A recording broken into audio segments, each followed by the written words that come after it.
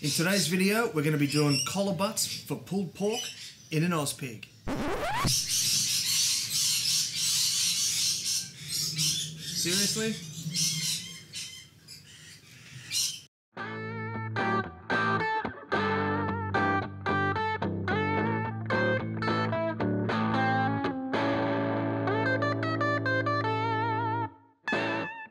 Hey folks, I hope you're well wherever you are and you got that thin blue smoke rolling.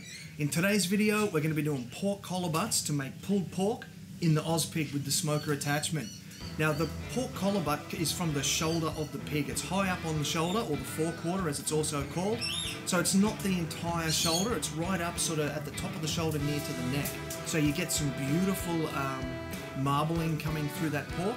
It's really tasty, it's really delicious, and as we use a low and slow fire, we're going to cook it at low temperatures, all that marbling is going to melt down into the pork, and it's just going to add so much flavour to it. Now the beauty of these pork collar butts is that a lot of the time, not a lot of trimming is needed. So it will come straight out of the vac seal pack, pretty much already done. All you're going to do is just look for a few little nicks and pieces, any little daggy bits hanging off, just nick them off. But you don't really need to worry too much about trimming off too much of the fat or the silver skin, because most of that should already be gone. When it comes to seasoning, pork loves sweet, and so I've got here some Meat Church Honey Hog Barbecue. It's got dried honey powder in there and a little bit of heat to get on the back end there, and I always like to do a high sprinkle and a pat. A lot of people ask me about binding agents and I don't use them. I find them to add a bit of unnecessary cost and a whole lot of mess. I prefer to just go slowly and apply the rub, let the natural moisture in the meat stick to that rub, and then reapply if necessary.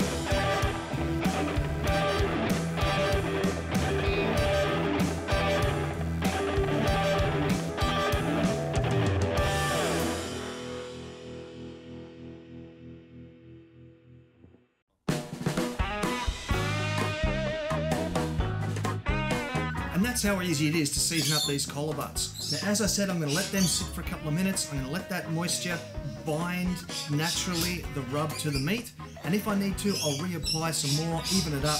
And also, you'll see that the spice rub that's sort of fallen off around the board, I can actually use the meat later and pick that spice rub up with the meat itself. So don't even worry about that, that's all good. So for today's cook, we're going to be building what I like to call a low and slow fire. That's a little bit different to what we usually do in the OzPig. In the OzPig, usually you're using chunks of wood and you're getting a real campfire, live flame type thing. With a low and slow fire, we want something a little bit lower temperature and slower burning. So we're actually going to change out our fuel. Now I like to use lump charcoal. Lump charcoal I prefer to briquettes because it's less processed, it's more natural, there's no additives, there's no binders, and most importantly, when it burns out, you're just left with that beautiful, clear, soft, white ash. You don't get all the sand and whatnot that seems to be left behind with the briquettes. So I personally prefer to use hardwood lump charcoal. Also, for the smoke, I'm going to be using cherry wood. I like to use fruit woods rather than some of the more common, you will see hickory or mesquite, because personally I find that hickory and mesquite is just, it's too overpowering a flavour. So I prefer to use fruit wood, and today we're going with cherry. Cherry wood in particular gives a beautiful bright red smoke ring when you cut that meat open, and I'm going to show you that a bit later on. So this is the hardwood lump charcoal right here. You'll see that it still actually looks like a piece of wood. So there's virtually no processing involved apart from the process of turning it into charcoal, which is, it's essentially a baking process. So it's very straightforward, minimal processing, and just ends up with a more natural product. This here is the cherry wood. You'll see that it's a dried chunk, and I prefer to use chunks over chips because I find that the chips burn too fast and you end up just constantly just throwing chips into the fire all the time, whereas a chunk is going to take longer to actually smoke up, and we're going to play with the fire less, which is going to give us a more consistent temperature through the cook. Now the temperature that we're aiming for today is going to be 275 Fahrenheit in the smoker here. And with that low and slow fire, we're going to be able to maintain that temperature throughout the duration of the cook. The first thing I'm going to do is I'm going to light up a chimney full of charcoal, and I'm going to do that on this little grill over here, just so because I want to do it on screen. Otherwise, I do it off screen with a little paver underneath just to protect whatever's underneath.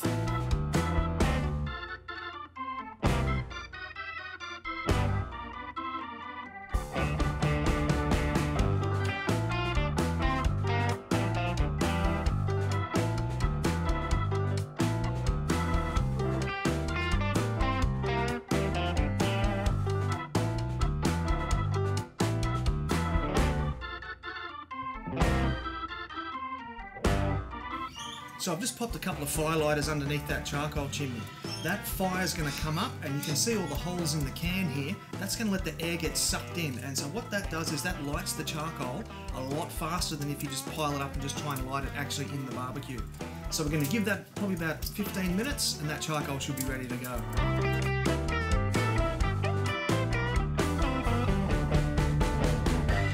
Alright, so it's been about 20 minutes now. You can see the charcoal is well and truly lit. So what I'm going to do is I'm going to get some hot gloves on, and I'm going to very carefully transfer the lit charcoal into the belly of the pig, and we're going to get this smoker up to temperature. One thing I have done is I've taken the cap off the top and I've put it onto the exit on the back, just to make sure we force all that hot air and smoke up through the smoker attachment.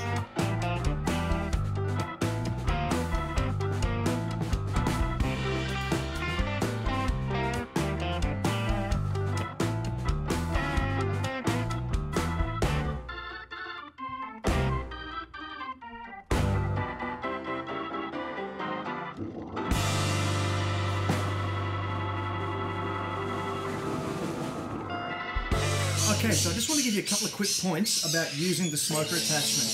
First of all, you've got to have the vented door, and while we're getting the smoker up to temperature, we're going to leave the vented door wide open, and we're going to leave this vent on the top chimney here wide open as well. And what that's going to do is that's going to let the thing get up to temperature as quickly as possible, and we can always throttle it back, because when we're dealing with live fire, oxygen is fuel.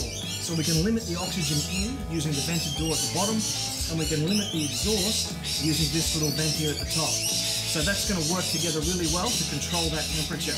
So we're just going to wait a little while now for this smoker to settle out at 275.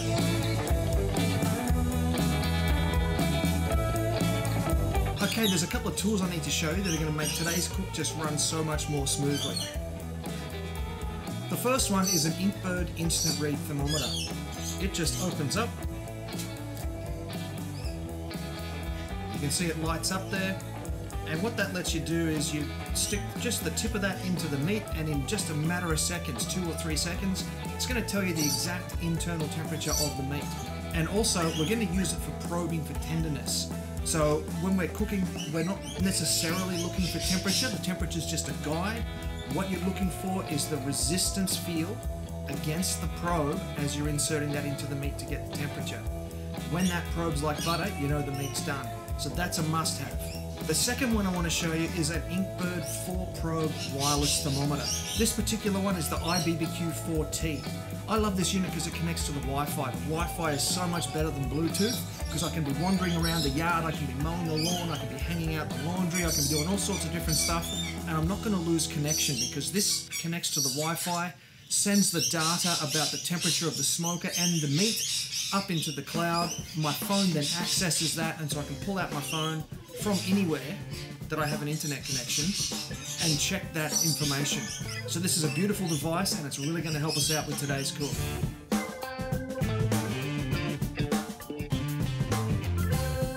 The cooking process for our collar butts is really straightforward. We're going to keep the smoker at 275 Fahrenheit. We're going to put the collar butts in there, and we're going to put some probes in there to measure the temperature throughout the cook. What we're looking for is 190 to 203 Fahrenheit, roughly somewhere in that range. Every piece of meat is going to be different, and they're all going to be done at different temperatures. So what we're going to do is we're going to put it in there for about 4 hours until the meat hits what's called the stall. The stall arrives at about 160 degrees Fahrenheit, and it can take about, as I said, about 4 hours to get there. And it's going to feel like it takes forever for the meat to rise in temperature after that. What we're going to do to help us get through that, we're going to wrap the pork butts in some foil with a little bit of butter, a little bit of maple syrup, a few other little things I'll show you. And we're going to wrap that in foil and then put the whole thing in a tray and put the tray back in the smoker. The tray is going to help us catch any juices that we might lose, which will then pour back over the pork later on. It is going to be delicious. Alright, so the smoker's at roughly the temperature that I want it to be at. I've thrown on a couple of chunks of wood and I'm just waiting for that smoke to change from white to blue, and then I'll be throwing on the pork. Now, if we look at the pork, you can see that the natural moistures in the meat have really just stuck that spice rub to it, and it's going to end up in a delicious crusty bark on the outside. It's going to be delicious. So now the time's come to grab the grills, put the pork on them, put them back in the smoker and let it do its magic.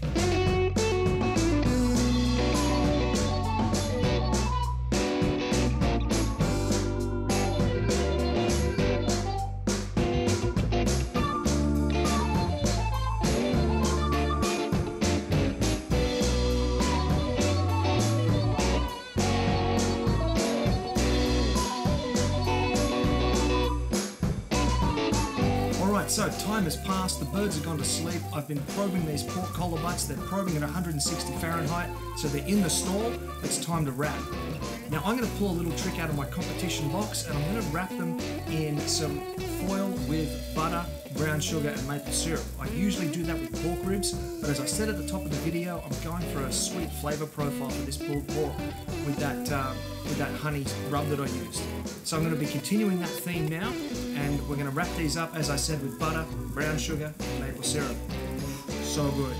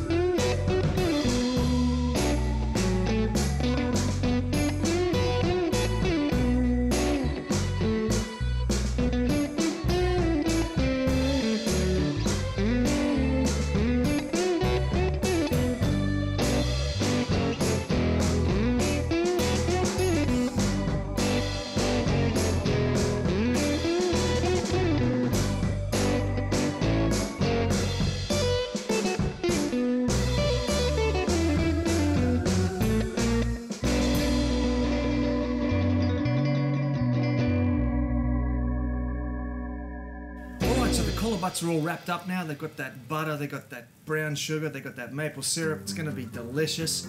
I've got the smoker closed back up now. The Inkbird's monitoring the temperature of the smoker and the temperature of the meat, so it's going to tell me when I need to look at it next. I'm not going to do anything to it now till about 190, and then I'm going to start probing it for that tenderness like I was talking about before. There's also no point in putting any more wood on the fire. The meat can't take on any more smoke once it's wrapped, so just keep putting in charcoal to keep the temperature up.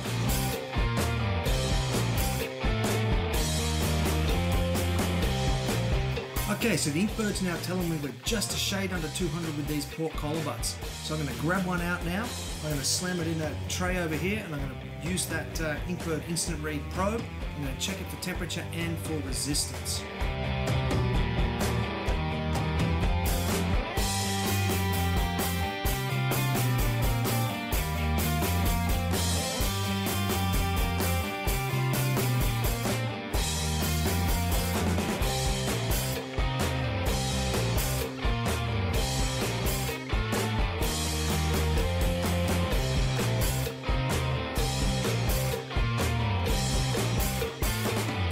Alright, so there's still a bit of resistance on this first one, and the temperature's not quite up there on the instant read, so I'm going to wrap it back up, slam it back in for a while.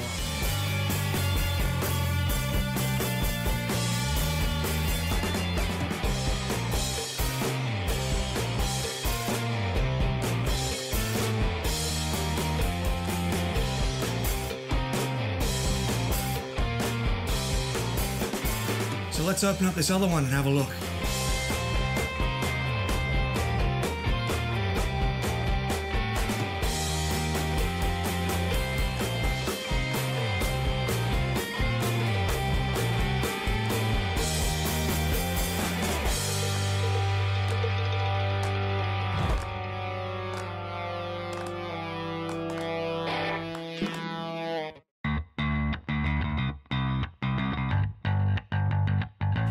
Okay, so this one is ready to go. So what I'm going to do is, I'm going to rest it. Now the rest is really important when you are doing low and slow barbecue, and it's really simple to do. What I'm going to do is just take a dry esky, I'm going to wrap that back in foil, leave it in the tray, drop the tray into the bottom of the dry esky, and then get an old bath towel and lay the old bath towel across the top, then put the lid on the esky. That should take care of that. And it'll sit there like that, nice and hot for hours.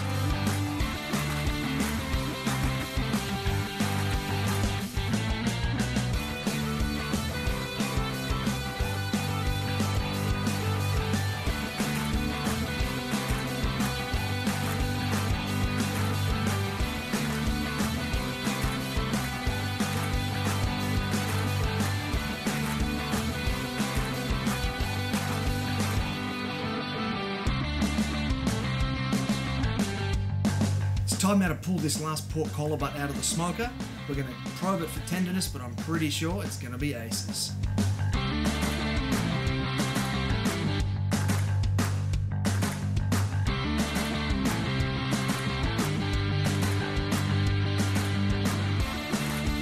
Okay, so he's going to go in the esky now for a bit of a rest before we give it a pull.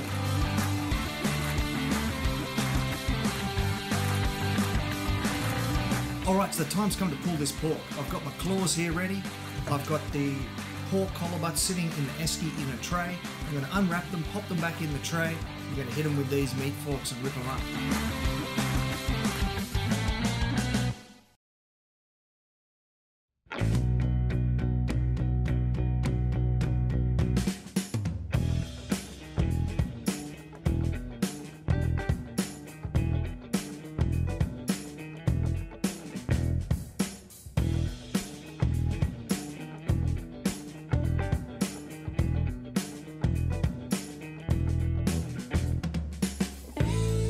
Now this juice here in the bottom of the foil, this is really important. Once that meat's pulled, I'm going to tip that back over the top, so make sure you keep it.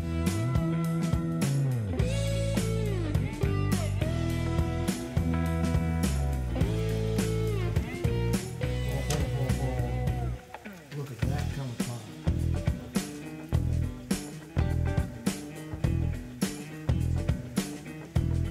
Check out the colour in that, that is incredible.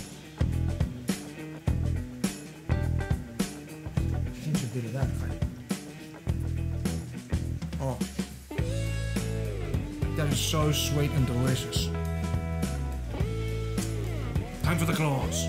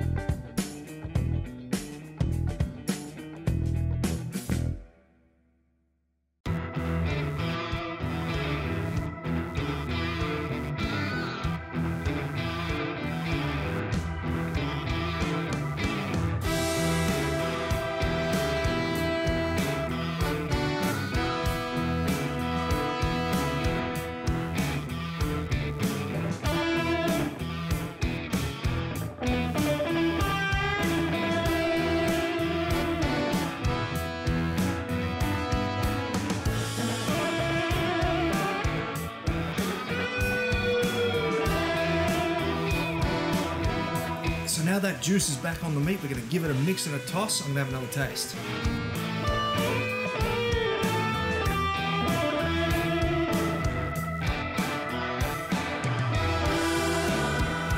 there you have it, folks. Pulled pork from collar butt in an OzPig with the smoker attachment.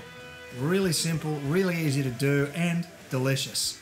So till next time, take care of each other and keep on queuing.